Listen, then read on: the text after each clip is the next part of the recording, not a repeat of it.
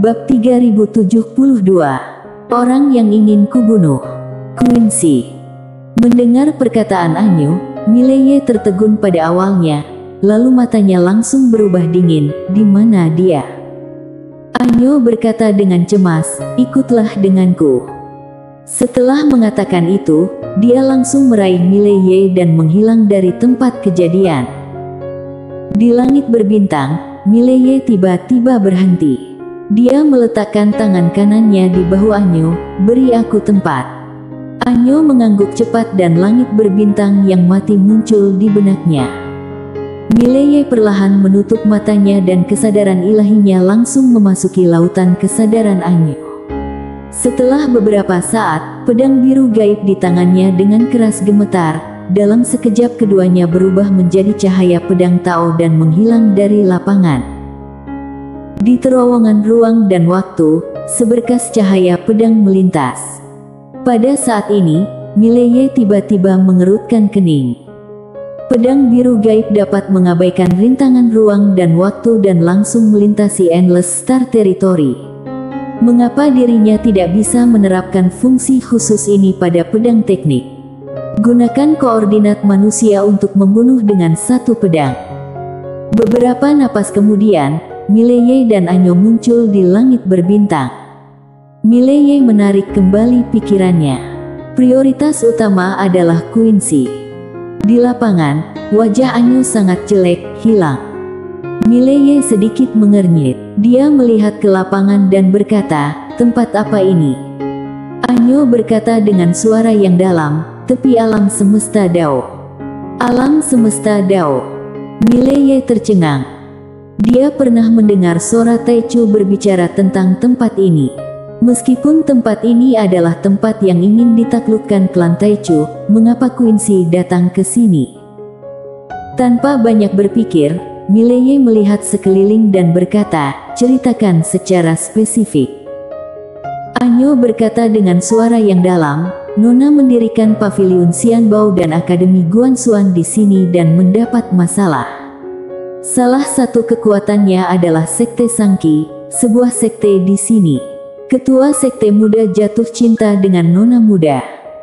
Mendengar ini, Mileye mengerutkan kening. Anyo ingin mengatakan sesuatu yang lain. Mileye mengetukkan kaki kanannya dengan ringan, Tiandao. Bang! Kekuatan yang menakutkan membubung ke langit dan langsung menuju ke kedalaman langit berbintang. Bang! Jauh di dalam langit berbintang, aura menakutkan tiba-tiba muncul dan tak lama kemudian, seorang lelaki tua muncul di atas Mileye.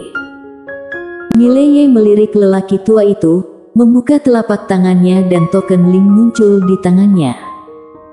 Melihat token Ling ini, lelaki tua itu mengerutkan kening. Token Ling ini.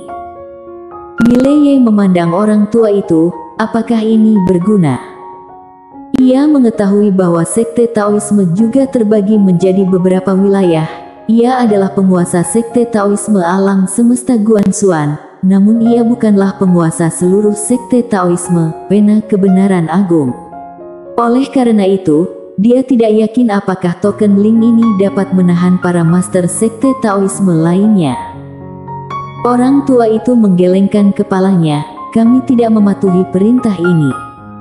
Mileye mengangguk sedikit, hanya bertanya, di mana sekte Sangqi? Orang tua itu memandang Mileye, tahukah kamu akibat mengganggu Tiandao? Mileye tiba-tiba mengetukkan ibu jari kirinya dengan ringan dan pedang biru gaib terbang. Di langit, mata lelaki tua itu tiba-tiba mengecil. Tangan kanannya mengepal, lalu dia melesat ke depan dan seberkas cahaya guntur menyapu ke bawah.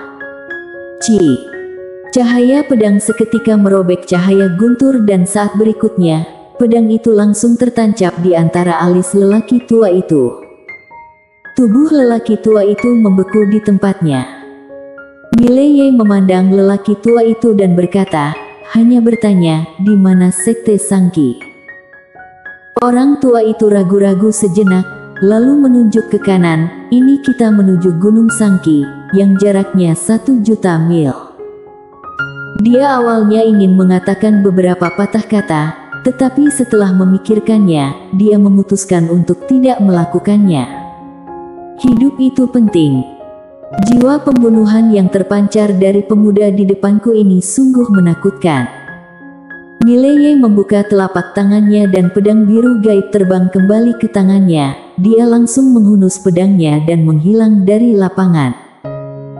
Orang tua itu melirik Mileye di kejauhan, alisnya sedikit berkerut dan ada sedikit keraguan di matanya.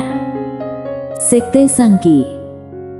Ada kekuatan yang tak terhitung jumlahnya di alam semesta, dan di antara kekuatan yang tak terhitung jumlahnya di alam semesta, Sekte Sangki hanya dapat menduduki peringkat terbawah di antara kekuatan yang tak terhitung jumlahnya di alam semesta. Tetapi sekarang, ia dapat menduduki peringkat 10 besar. Selain kekuatan Sekte Sangki, ada alasan lain yang lebih penting untuk masuk 10 besar, yaitu munculnya tubuh Taoisme di Sekte Sangki. Tubuh Taoisme, ini adalah tubuh super kedua setelah tubuh ilahi Taichu yang legendaris. Sekte Sangki juga mampu menanggungnya. Hanya ketika tubuh Taoisme mencapai alam pengetahuan 3, barulah mereka mengumumkan fisik istimewanya. Pada saat yang sama mengumumkan fisik istimewanya, mereka juga mengumumkan bahwa, dengan saat ini, klan Zen, negara adidaya terbesar ketiga di alam semesta Tao, akan menikah. Faktanya, ini bukanlah sebuah perkawinan keluarga, melainkan sebuah perkawinan khusus dalam masyarakat matrilineal. Menantu matrilineal. Tentu saja hal ini mudah untuk dikatakan atau tidak, namun tidak ada yang akan menertawakan pemilik tubuh Taichu. Klan Zen, ini adalah klan super alam semesta Dao, tubuh Taoisme yang belum sepenuhnya dewasa. Di hadapan orang lain, benar-benar tidak menarik, kecuali jika itu adalah tubuh dewa primordial yang legendaris. Bagaimanapun, aliansi ini telah sepenuhnya menstabilkan tubuh Taoisme. Tahukah, tubuh Taoisme yang belum dewasa adalah sepotong lemak yang ingin dimakan semua orang. Dan Sekte Sangki juga naik seiring dengan status orang yang mengandalkannya, dan statusnya telah meningkat pesat. Sekte Sangki saat ini penuh dengan semangat tinggi. Pada hari ini, seorang kultivator pedang datang ke Sekte Sangki. Begitu sampai di Sekte Sangki, seorang tetua berjubah hitam berdiri di depan pemuda itu. Karena pemuda itu tidak bisa melewati pintu masuk utama, melainkan memaksa masuk. Tetua berjubah hitam memandang ke arah kultivator pedang dengan sedikit sarkasme, menerobos masuk ke Sekte Sangki. Mileye berkata, "Biarkan ketua sekte mudamu keluar dan bicara denganku." Ketua sekte muda. Tetua berjubah hitam sedikit mengernyit, "Kamu mengenal ketua sekte muda?" Ketua sekte muda Harry.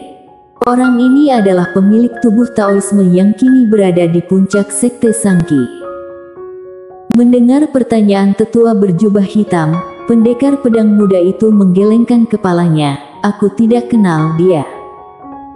Tetua berjubah hitam sedikit menyipitkan matanya. "Lalu menurutmu mengapa kamu memenuhi syarat untuk bertemu dengan ketua sekte muda?" Kultivator pedang tiba-tiba menebas dengan pedangnya. "Ci." Tetua berjubah hitam dibelah dua dengan pedang dan darah berceceran di udara, sangat berdarah. Begitu tetua berjubah hitam itu meninggal, puluhan aura dahsyat tiba-tiba muncul dari pengendali udara ke langit. Kali ini, Mileye memberinya sedikit jempol. "Ci." Pedang biru gaib terbang. Dalam sekejap, puluhan kepala berdarah jatuh dari langit di atas Sekte Sangki. Pembunuhan instan. Seluruh Sekte Sangki terkejut. Mileye melirik ke arah Sekte Sangki di lapangan, membuka telapak tangannya dan pedang biru gaib terbang dan menggantung di atas Sekte Sangki. Dalam 3 tarikan napas, ketua sekte muda dari Sekte Sangki tidak keluar. Tidak akan ada lagi Sangki setelah hari ini. Nada yang keras sekali. Pada saat ini, jauh di dalam Sekte Sangki, teriakan marah tiba-tiba terdengar dan kemudian, seorang pria paruh baya bergegas keluar. Orang ini adalah tetua utama dari Sekte Sangki saat ini. Di seluruh Sekte Sangki, kekuatannya dapat menduduki peringkat 3 besar. Saat ini, Mileye tiba-tiba menghilang dari tempatnya berada. Di kejauhan, mata pria paruh baya itu tiba-tiba menyusut dan dia mengulurkan tangannya ke depan untuk melawan. Bang! Seberkas cahaya keemasan menyapu tubuhnya, seketika menenggelamkan cahaya pedang Tao, namun saat berikutnya, seberkas cahaya pedang langsung memotong cahaya keemasan itu menjadi beberapa bagian. Sebuah pedang langsung menembus alis pria paruh baya itu. Di lapangan, semua master dari Sekte Sangki terkejut. Mileye muncul di belakang pria paruh baya itu. Jika pria paruh baya itu ingin mengatakan hal lain, Mileye menunjuk ke arahnya. Kepala pria paruh baya itu terbang keluar. Darah itu seperti air mancur. Mileye berbalik dan menatap Sekte Sangki. Sudah waktunya. Saat dia berbicara, dia menekan ringan dengan tangan kanannya dan pedang biru gaib perlahan jatuh. Dalam sekejap, seluruh ruang dan waktu di atas Sekte Sangki menjadi khayalan. Pada saat ini, seorang lelaki tua muncul tidak jauh di depan Mileye. Lelaki tua itu memandang Mileye dan berkata, "Aku ingin tahu dendam apa yang aku, Sekte Sangki, miliki terhadapmu." Mileye berkata, "Aku mendengar bahwa Sekte Sangkimu mengejar Nona Quincy dan sekarang, aku tidak tahu di mana dia berada. Bisakah kamu memberitahuku?" Quincy. Mendengar ini, lelaki tua itu sedikit menyipitkan matanya. "Kamu dari Paviliun Xianbao?" Mileye mengangguk, "Ya." Wajah lelaki tua itu tiba-tiba menjadi sangat jelek. Mileye tiba-tiba menekan dengan tangan kanannya. Bang! Pedang biru gaib jatuh lurus ke bawah dan dalam sekejap, seluruh gunung Sangki mulai runtuh. Orang tua itu menatap Mileye, "Yang mulia, aku, Sekte Sangki dan klan Zen adalah kerabat karena pernikahan." Pemuda di depannya baru saja membunuh Alang mengetahui 3 dengan pedang, yang membuatnya mengerti bahwa orang yang datang pasti bukan orang biasa. Saat ini, cara terbaik adalah mengandalkan kekuatan orang lain untuk melindungi diri sendiri dan menakut-nakuti lawan, lalu merencanakannya secara perlahan. Mendengar perkataan lelaki tua itu, Mileye melirik ke arah lelaki tua itu, kerabat karena pernikahan. Orang tua itu mengangguk, "Ya." Mileye berkata, "Selamat untukmu." Orang tua itu tercengang. Kali ini, Mileye berkata lagi, "Aku ingin tahu kemana perginya Nona Quincy. Selain itu, apakah orang-orangmu masih mengejarnya? Bisakah kamu memberitahuku?" Orang tua itu menatap Mileye, "Klan Zen." Mileye menekan lembut dengan tangan kanannya. Bang! Pedang biru gaib jatuh, dan dalam sekejap, Gunung Sangki yang lebarnya ribuan mil tiba-tiba runtuh dan tak terhitung banyaknya master yang melarikan diri ke segala arah di tengah jeritan teror. Melihat pemandangan tersebut, wajah lelaki tua itu seketika berubah menjadi dingin, lancang sekali. Formasi pengorbanan. Bang! Saat suara itu turun, Gunung Sangki mulai pecah dengan cepat, tiba-tiba meletus menjadi hampir 1.000.000 pilar cahaya yang menjulang ke angkasa.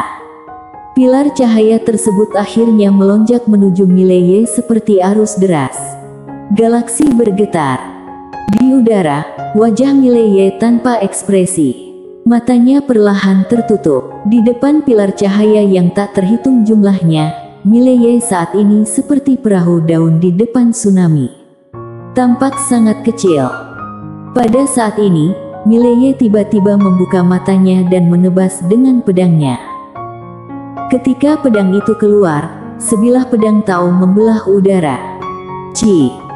Pilar cahaya yang tak terhitung jumlahnya terkoyak pada saat ini dan pada saat ini, Mileye mengayunkan pedangnya secara horizontal. Bang! Dengan sapuan pedang, Pilar cahaya yang tak terhitung jumlahnya di depan Mileye langsung menghilang dan berubah menjadi ketiadaan. Melihat pemandangan ini, wajah lelaki tua di samping tiba-tiba berubah drastis. Kamu hanya berada di alam ketertiban, kenapa kamu memiliki kekuatan yang begitu mengerikan, kamu? Sebelum dia selesai berbicara, tiba-tiba sebuah pedang datang untuk membunuhnya. Sebelum lelaki tua itu sempat bereaksi, pedang biru gaib langsung tenggelam di antara alisnya. Tubuh lelaki tua itu membeku di tempatnya, matanya terbuka lebar, penuh rasa tidak percaya. Diam-diam, para master sekte Sangki itu benar-benar ketakutan saat ini. Dibunuh seketika. Ketua sekte Sangki bahkan tidak bisa mengambil satu pedang pun. Mileye perlahan berjalan ke arah ketua sekte Sangki hendak berbicara. Pada saat ini, aura menakutkan tiba-tiba datang dari langit. Melihat pemandangan ini, ketua sekte Sangki langsung gembira. Klan Zen, kendalikan klan Zen. Mileye memandang ketua sekte Sangki dan tiba-tiba mengacungkan tangan kanannya dan pedang biru gaib terbang. Dari langit, kepala berdarah tiba-tiba terbang. Ketua sekte Sangki memasang ekspresi kaku. Mileye memandang ketua sekte Sangki, aku tidak pernah mampu membunuh orang yang ingin kubunuh, mengerti? Bersambung.